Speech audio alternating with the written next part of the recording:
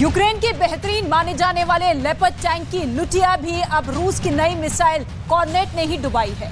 Putin को अब तक अपने सबसे नामी गिरामी मिसाइलों से जो कामयाबी नहीं मिल रही थी, वो कॉर्नेट से हासिल हो रही है।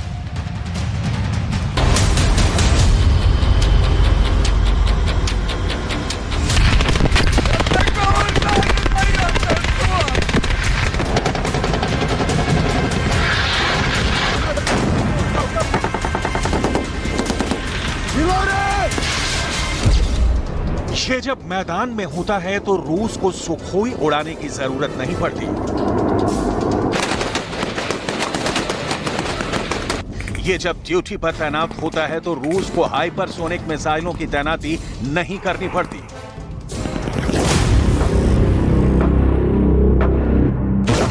ये जब चलती है तो दुश्मन का दिल दहल जाता है।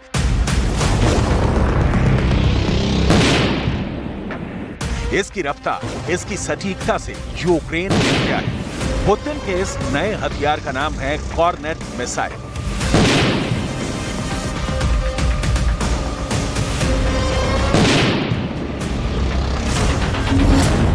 पुतिन ने लॉन्च किया ज़ेलेंस्की का कार।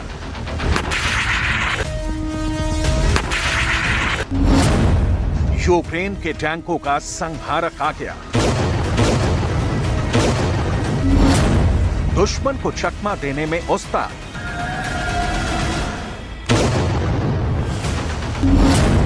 रेंज में आने पर सब धुआं धुआं और राख।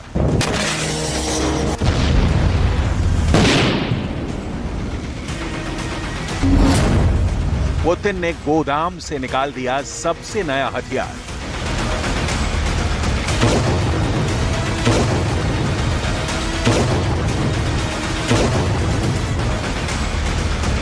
इस मिसाइल की क्षमता का सबसे ताजा उदाहरण माना जा रहा है यूक्रेन के तोपों की तबाही। कॉर्नेट एंटी टैंक मिसाइल ने हाल में ही जर्मनी की लेपर्ड टैंक और अमेरिका की ब्रैडली इन्फेंट्री फाइटिंग व्हीकल को नष्ट कर अपनी ताकत दिखाई है। रूस की सेना के जनरल मान रहे हैं कि कॉर्नेट मिसाइल ज़ेलेंस्की के टैंकों पर कहर बनकर टूट रही है। इस मिसाइल की डिटेल आपको दिखाएं, उससे पहले एक एंटी टैंक मिसाइल अमेरिका वाली ज़ैवलिन को देख लीजिए। ये एंटी टैंक हथियार रूसी आक्रमण के खिलाफ यूक्रेन के प्रतिरोध का सबसे बड़ा प्रतीक बन चुका है और अब तक रूस का भारी नुकसान कर चुका है। इस हथियार ने कैसे यूक्रेन को सहारा दिया, उसकी डिटेल आगे। फिलहाल तो पुतिन की मिसाइल कॉर्नेट की डिटेल।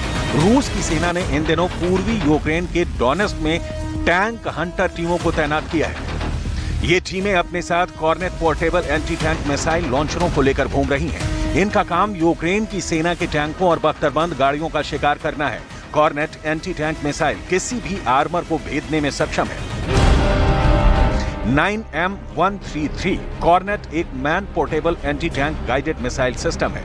इसे कोई सैनिक आसानी से अपने कंधे पर लादकर दूर दराज के इलाकों में इस्तेमाल कर सकता है। कॉर्नेट एंटी टैंक मिसाइल की रेंज 5500 मीटर है।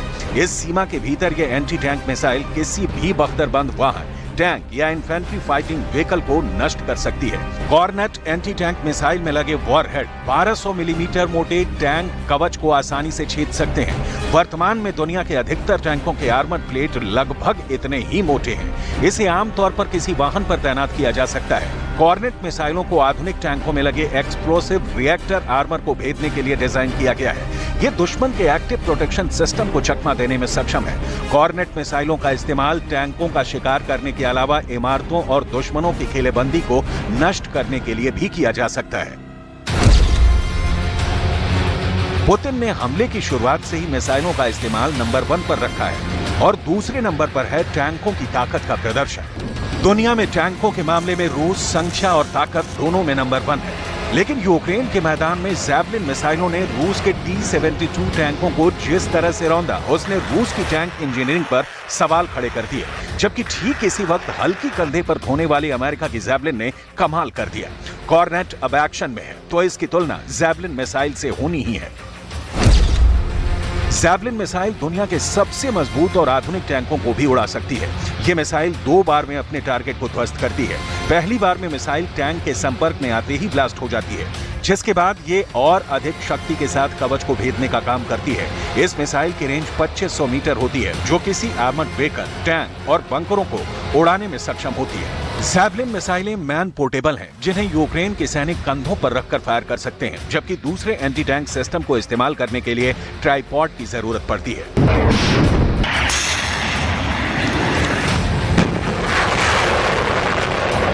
रूस जिस तरह से युद्ध लड़ रहा है,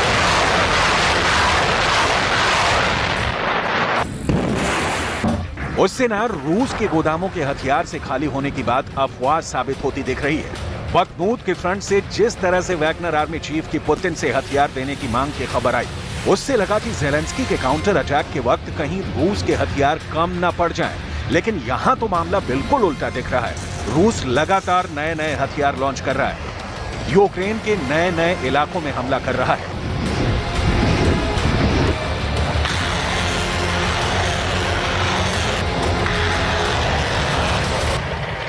Можно констатировать, что все предпринятые до сих пор попытки контрнаступления провалились. Но наступательный потенциал войск киевского режима еще сохраняется.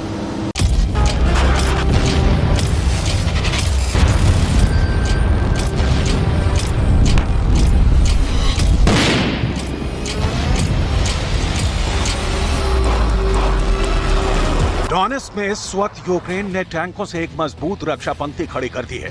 इन टैंकों को तबाह करने के लिए पुतिन ड्रोन हमले का सहारा ले रहे हैं, मिसाइलें गिरा रहे हैं, लेकिन उन सब में सटीक नतीजा दे रही है ये पोर्टेबल कॉर्नेट मिसाइल। यूक्रेन इस वक्त जवाबी हमले के अभियान पर है।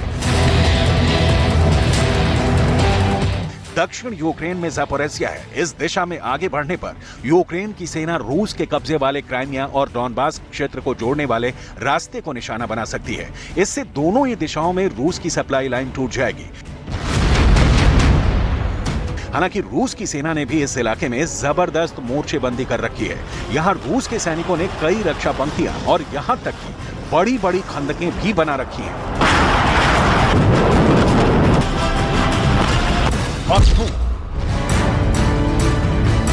इस बीच यूक्रेन के पूर्वी शहर बखमूत पर कब्जे की लड़ाई इस युद्ध का सबसे लंबा और खूनी संघर्ष साबित हुआ है।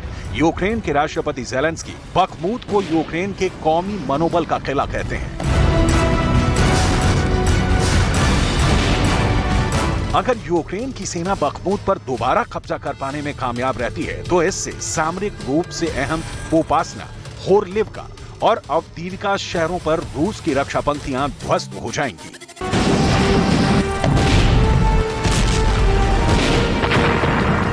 ज़ेलेंस्की के इस प्लान पर अमल को रोकने के लिए पुतिन के पास जो सबसे कारगर हथियार है, रूस उसका इस्तेमाल कर रहा है। एक दिन पहले ही चीन से आए युद्धक ट्रक की तस्वीरें सामने आई हैं।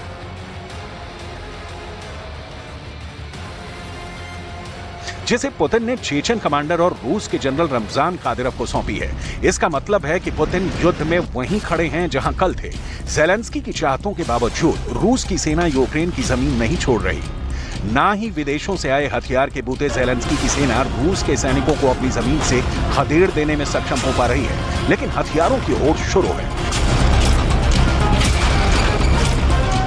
Ни на одном из участков боевых действий украинские войска не достигли поставленных перед ними задач. Это абсолютно очевидная вещь. Двое суток предыдущих они были очень интенсивными, и ни на одном из участков противник успеха не имел.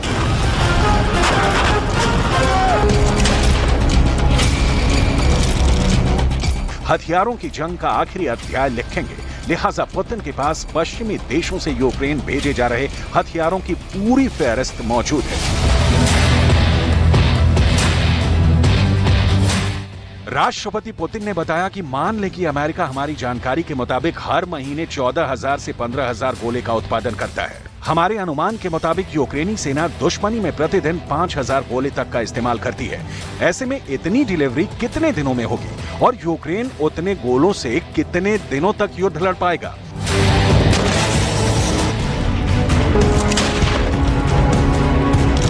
इस सवाल का जवाब नाटो के पास हो सकता है, क्योंकि नाटो ने जिस दिन यूक्रेन को हथियार देना बंद किया, उसके अगले दिन ज़ेलेंस्की सरेंडर करते नजर आएंगे। लेकिन फिलहाल ऐसा दृश्य नहीं है। भीषण युद्ध जारी है।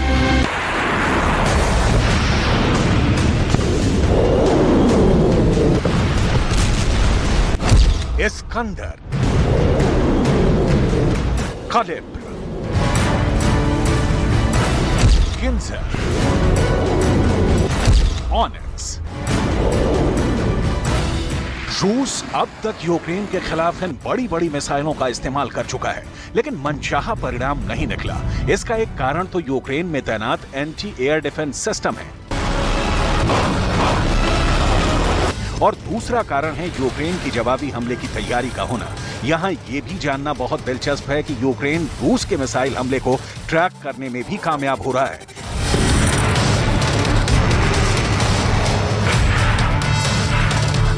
ऐसे में महंगी से महंगी पुतिन की मिसाइल यूक्रेन के एक टैंक को बर्बाद करने में खर्च हो जाती है और कई बार तो टारगेट तक चूक जाती है। लेकिन कॉर्नेट से अब ऐसा नहीं होगा।